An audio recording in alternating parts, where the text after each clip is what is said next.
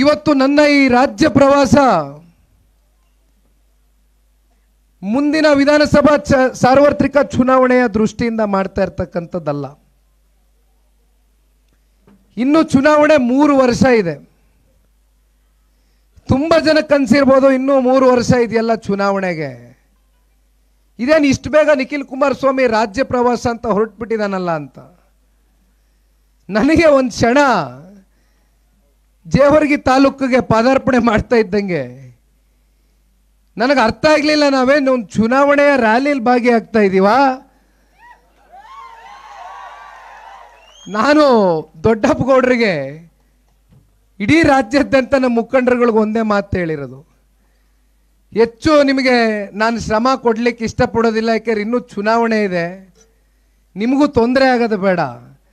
ಯಾವುದಾದ್ರೂ ಒಂದು ಸಣ್ಣ ಚೌಲ್ಟ್ರಿನಲ್ಲಿ ಪಕ್ಷವನ್ನು ಕಟ್ಬಳಿಸಿರ್ತಕ್ಕಂಥ ಪ್ರಮುಖ ಮುಖಂಡರುಗಳು ಕಾರ್ಯಕರ್ತರನ್ನ ಭೇಟಿ ಆಗ್ತಕ್ಕಂಥದ್ದಕ್ಕೆ ಒಂದು ಅವಕಾಶ ಮಾಡಿಕೊಡಿ ಅಂತ ಕೇಳಿದ್ದೆ.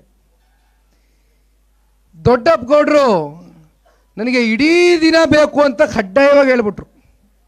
ಯಾವ ಕಾರಣಕ್ಕೂ ನನಗೆ ಅರ್ಧ ದಿನ ಆಗಲಿ ಕಾಲು ದಿನ ಆಗಲಿ ಕೊಡ್ತಕ್ಕಂಥ ಪ್ರಶ್ನೆ ಇಲ್ಲ, ಸಂಪೂರ್ಣ ಒಂದು ದಿನ ಬೇಕು ಅಂದರು.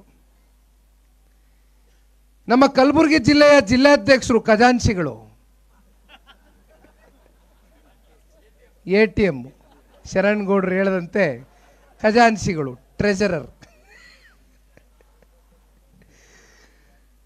ಇಲ್ಲ ನೀವು ಕಲಬುರಗಿ ಜಿಲ್ಲೆಗೆ ರಾಜ್ಯ ಪ್ರವಾಸದ ಹಿನ್ನೆಲೆಯಲ್ಲಿ ಪ್ರಪ್ರಥಮವಾಗಿ ಭೇಟಿ ಕೊಡ್ತಾ ಇದ್ದೀರಿ. ಕಲಬುರಗಿ ಜಿಲ್ಲೆಯ ಜಿಲ್ಲಾ ಕೇಂದ್ರದಲ್ಲಿ ನೀವು ಒಂದು ಪ್ರೆಸ್ ಮೀಟನ್ನು ಮಾಡಬೇಕು, ಜೊತೆಯಲ್ಲಿ ಪ್ರಮುಖ ಮುಖಂಡರುಗಳು ಕಾರ್ಯಕರ್ತರನ್ನ ನೀವು ಭೇಟಿ ಮಾಡಬೇಕು ಅಂತಕ್ಕಂಥದ್ದು ಬಾಲರಾಜ್ ಗುತ್ತೇದಾರ್ ಅವರು ನನಗೆ ಹೇಳಿದ ನಂತರ ಒಪ್ಕೊಂಡು ಇವತ್ತು ಮಧ್ಯಾಹ್ನ 2:15 ಗಂಟೆಗೆ ಬಂದಿದ್ದು. 2:15 ಗಂಟೆಯಿಂದ ಮೆರವಣಿಗೆನಲ್ಲಿ ನನಗೆ ಆತನ ಹೆಸರು ಗೊತ್ತಾಗಲಿಲ್ಲ, ಸಂಪೂರ್ಣ ಜುಬ್ಬನೆ ಜನತಾದಳ ಪಕ್ಷದ ಶ್ವಾಮಣ್ಣ ಹಿರೇಮಠರು. ನಾನು ಅಲ್ಲೇ ಮೆರವಣಿಗೆಯಲ್ಲೇ ಗಮನಿಸಿದೆ, ಇದೇನೋ ಒಂಥರ ಬೇರೆ ವಿಚಿತ್ರವಾಗಿ ಕಾಣ್ತಾ ಇತ್ತಲ್ಲ, ಇದೇನು ಜುಬ್ಬ ಅಂದರೆ ಆಗ ನೋಡಿದಾಗ ಗೊತ್ತಾಯ್ತು ಇದು ಜನತಾದಳದ ಪಕ್ಷದ ಸಿಂಬಲ್ ಹಾಕಬಿಟ್ಟವ್ರೆ ಮೈ ಮೇಲೆ ಅಂತ. ಸಂಪೂರ್ಣ ಪ್ಯಾಂಟು ಜುಬ್ಬ ಎಲ್ಲ ಹೊಲಿಸ್ಕೊಬಿಟ್ಟಿದ್ದಾರೆ. ನೋಡಿ, ಈ ಪಕ್ಷದ ಮೇಲೆ ಇಟ್ಟಿರ್ತಕ್ಕಂಥ ಅಭಿಮಾನ ನಿಜಕ್ಕೂ ಬೆಲೆ ಕಟ್ಟಲಿಕ್ಕೆ ಆಗೋದಿಲ್ಲ. ತುಂಬ ಜನ ರಾಷ್ಟ್ರೀಯ ಪಕ್ಷದಲ್ಲಿ ಇರ್ತಕ್ಕಂಥ ಶಾಸಕ ಮಿತ್ರರು ಅಲ್ಲಿ ಇಲ್ಲಿ ಸಿಕ್ಕಿದಾಗ ಬಹುಶಃ ಶರಣ್ ಗೌಡ್ರು ಎಲ್ಲ ಶಾಸಕ ಮಿತ್ರರ ಜೊತೆ ಅವಾಗ ಸಿಗ್ತಾ ಇರ್ತಾರೆ, ಕೂರ್ತಾ ಇರ್ತಾರೆ, ಬಹುಶಃ ಅವ್ರ ಹತ್ರನೂ ಚರ್ಚೆ ಆಗಿರ್ಬೋದು ಅನ್ಕೋತೀನಿ. ಜನತಾದಳ ಪಕ್ಷದಲ್ಲಿ ಇರ್ತಕ್ಕಂಥ ಅಭಿಮಾನಿಗಳು, ಜನತಾದಳ ಪಕ್ಷದಲ್ಲಿ ಇರ್ತಕ್ಕಂಥ ಕಾರ್ಯಕರ್ತರು ದುರ್ಬಿನ್ನ ಕುಡ್ಕಿದ್ರು ಮತ್ತೊಂದು ರಾಷ್ಟ್ರೀಯ ಪಕ್ಷದಲ್ಲಿ ಸಿಕ್ಲಿಕ್ಕೆ ಸಾಧ್ಯವೇ ಇಲ್ಲ ಅಂತ ಇದು ನಾವು ಹೇಳ್ತಕ್ಕಂಥದ್ದಲ್ಲ, ನಮ್ಮ ರಾಷ್ಟ್ರೀಯ ಪಕ್ಷದಲ್ಲಿ ಅಕ್ಕಪಕ್ಕ ಪಕ್ಷದಲ್ಲಿ ಚರ್ಚೆ ಮಾಡ್ತಾರೆ, ಅದನ್ನು ಅನೇಕ ಸಂದರ್ಭದಲ್ಲಿ ಸಾಬೀತು ಮಾಡ್ತಾ ಇರ್ತೀರಿ.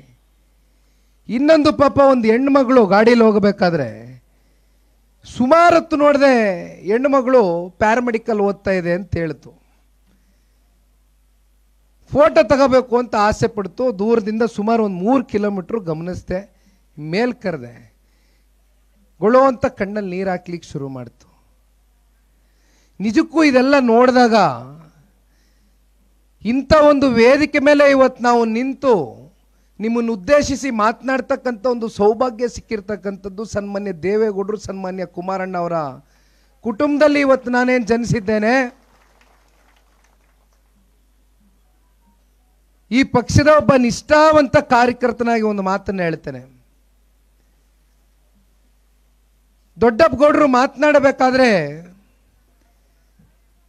60,000 ಮತಗಳು ಕಳೆದ ವಿಧಾನಸಭಾ ಚುನಾವಣೆಯಲ್ಲಿ ನನ್ನ ಪರವಾಗಿ ತಾಲೂಕಿನ ಜನತೆ ಆಶೀರ್ವಾದ ಮಾಡಿದ್ರು ಕೂಡ ನಾನು ಸೋಲನ್ನು ಉಣಬೇಕಾಯ್ತು ಅಂತಕ್ಕಂಥದ್ದು ಅತ್ಯಂತ ಭಾವನಾತ್ಮಕವಾಗಿ ಅವರ ಮಾತುಗಳಲ್ಲಿ, ಅವರ ಮಾತಿನ ನುಡಿಗಳಲ್ಲಿ, ಅವರ ಕಣ್ಣಲ್ಲಿ ಆ ನೀರನ್ನು ಏನು ನೋಡಿದೆ.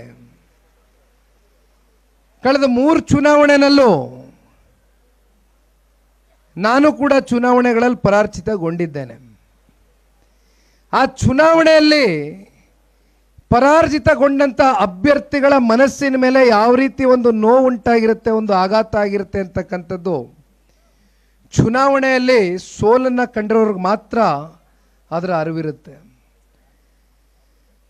ಆದರೆ ಚುನಾವಣೆಗಳ ಸೋಲು ನಮ್ಮ ರಾಜಕಾರಣದ ಜೀವನದ ಪರಿಪಕ್ವತೆಯನ್ನು ಕಲಿಸ್ಕೊಡುತ್ತೆ, ಪಾಠವನ್ನು ಕಲಿಸ್ಕೊಡುತ್ತೆ. ಚುನಾವಣೆಯ ಏಳು ಬೀಳುಗಳು ಏನೇ ಇರ್ಬೋದು, ಚುನಾವಣೆ ಅಂದ ಮೇಲೆ ಒಬ್ರು ಗೆಲ್ಲಬೇಕು, ಒಬ್ರು ಸೋಲ್ತಾರೆ. ಅದೇ ಪ್ರಜಾಪ್ರಭುತ್ವದಲ್ಲಿ ಜನತೆಗೆ ಇರ್ತಕ್ಕಂಥ ಒಂದು ಹಕ್ಕು. ಆದರೆ ಆ ಚುನಾವಣೆಯಲ್ಲಿ ನಾವು ಯಾತಕ್ಕೋಸ್ಕರ ಸೋಲನ್ನ ಕಾಣಬೇಕಾಯ್ತು ಅಂತಕ್ಕಂಥ ಆತ್ಮವಿಮರ್ಶೆಯನ್ನು ಮಾಡಿಕೊಂಡು ಮತ್ತೆ ಮರುದಿನವೇ ಛಲದಿಂದ ಕ್ಷೇತ್ರದ ಜನತೆಯ ಒಡನಾಟದೊಂದಿಗೆ ಜೊತೆಯಲ್ಲಿ ನಮ್ಮನ್ನು ನಂಬಿರ್ತಕ್ಕಂಥ ಕಾರ್ಯಕರ್ತರ ಕೈಯನ್ನು ಬಿಡದಿರ ಹೆಜ್ಜೆಯನ್ನು ಹಾಕ್ತಕ್ಕಂಥವನೇ ನಿಜವಾದ ನಾಯಕ. ಹಾಗಾಗಿ ದೊಡ್ಡಪ್ಪಣ, ಕಲಬುರಗಿ ಜಿಲ್ಲೆಯಲ್ಲಿ ಜನತಾದಳ ಪಕ್ಷಕ್ಕೆ ಒಂದು ಇತಿಹಾಸ ಇದೆ, ಮತ್ತೆ ಒಂದು ಹೊಸ ಇತಿಹಾಸ ಮುಂದಿನ 2028ರ ಸಾರ್ವತ್ರಿಕ ಚುನಾವಣೆಯಲ್ಲಿ ಕಲಬುರಗಿ ಜಿಲ್ಲೆಯಲ್ಲಿ ಪ್ರಪ್ರಥಮವಾಗಿ ನೀವು ಶಾಸಕರಾಗಿ ಆಯ್ಕೆ ಆಗ್ತಕ್ಕಂಥ ಮೂಲಕ ಜಿಲ್ಲೆಯಲ್ಲಿ ಜನತಾದಳ ಪಕ್ಷ ಸತ್ತಿಲ್ಲ, ಜನತಾದಳ ಪಕ್ಷದ ಕಾರ್ಯಕರ್ತರು ಇದ್ದಾರೆ ಅಂತಕ್ಕಂಥ ಒಂದು ಸಂದೇಶವನ್ನ ಇವತ್ತು ಇಡೀ ರಾಜ್ಯದ ನಮ್ಮ ಪಕ್ಷದ ಕಾರ್ಯಕರ್ತರಿಗೆ ಸಾರ್ತಕ್ಕಂಥದ್ದು 100ಕ್ಕೆ 100 ನನಗೆ ಇವತ್ತು ಆತ್ಮವಿಶ್ವಾಸ ಇದೆ, ನಂಬಿಕೆ ಇದೆ. ಇಲ್ಲಿ ಯಾರು ಕೂಡ ಬಂದು ಕೂತಿರ್ತಕ್ಕಂಥವ್ರು ಯಾರು ಪೇಮೆಂಟ್ ಗಿರಾಕಿಗಳಲ್ಲ. ನಾನು 86 kg ಇದ್ದವಳು 71 kg ಬಂದಿದ್ದೀನಿ. ವಯಸ್ಸಾದ್ಮೇಲೆ ಸ್ಮಾರ್ಟ್ ಆಗಿ ಕಾಣ್ತೀರಾ ಅಂದ್ರೆ ಜಿನ್ನಿ. 126 kg ವೇಟ್ ಇದ್ದು ನಾವು ಈಗ 114 kg ಲೆಕ್ಕ ಬಂದಿದ್ದೀವಿ. ಯಾವುದೇ ಸೈಡ್ ಎಫೆಕ್ಟ್ ಆಗಿಲ್ಲ. 84ರಿಂದ 50 kg ಬಂದೆ, ಆಮೇಲೆ ಸಣ್ಣಗೆ ಫಿಟ್ ಆಗಿದ್ದೀನಿ. ಅದಕ್ಕೆ ನಾನು ಯೂಸ್ ಮಾಡ್ತಾ ಇರೋದು ಜೀನಿ ಸ್ಲಿಮ್. 84ರಿಂದ 50 kg ಬಂದೆ, ಆಮೇಲೆ ಸಣ್ಣಗೆ ಫಿಟ್ ಆಗಿದ್ದೀನಿ. ಅದಕ್ಕೆ ನಾನು ಯೂಸ್ ಮಾಡ್ತಾ ಇರೋದು ಜೀನಿ ಸ್ಲಿಮ್. ಸಣ್ಣ ಆಗಕ್ಕೆ ಜೀನಿ ಸ್ಲಿಮ್ ಯೂಸ್ ಮಾಡದೆ ಹೆಲ್ದಿನೂ ಅದೇ. ನೀವು ಸಣ್ಣ ಆಗ್ಬೇಕಾ, ಹೆಲ್ದಿ ಆಗ್ಬೇಕಾ? ಹಾಗಿದ್ರೆ ಜೀನಿ ಸ್ಲಿಮ್ ಯೂಸ್ ಮಾಡಿ. ಸಣ್ಣ ಆಗೋದಕ್ಕೆ ಯಾವುದೋ ಪ್ರಾಡಕ್ಟ್ ಹೇಳ್ತಾ ಇದ್ದಾಳೆ, ಏನಾದರೂ ಸೈಡ್ ಎಫೆಕ್ಟ್ಸ್ ಇದೆ ಅಂತ ಯೋಚನೆ ಮಾಡ್ತಾ ಇದ್ದೀರಾ? ಖಂಡಿತ ಇಲ್ಲ, ಯಾಕಂದ್ರೆ ಇದು ಕೆಮಿಕಲ್ ಫ್ರೀ. ಸಣ್ಣ ಆಗಬೇಕು ಅಂದರೆ ಜೀನಿ ಸ್ಲಿಮ್ ಯೂಸ್ ಮಾಡಿ. ಹೆಚ್ಚಿನ ಮಾಹಿತಿಗೆ ಕೆಳಗೆ ಡಿಸ್ಪ್ಲೇ ಆಗ್ತಿರೋ ನಂಬರ್ಗೆ ಕಾಲ್ ಮಾಡಿ.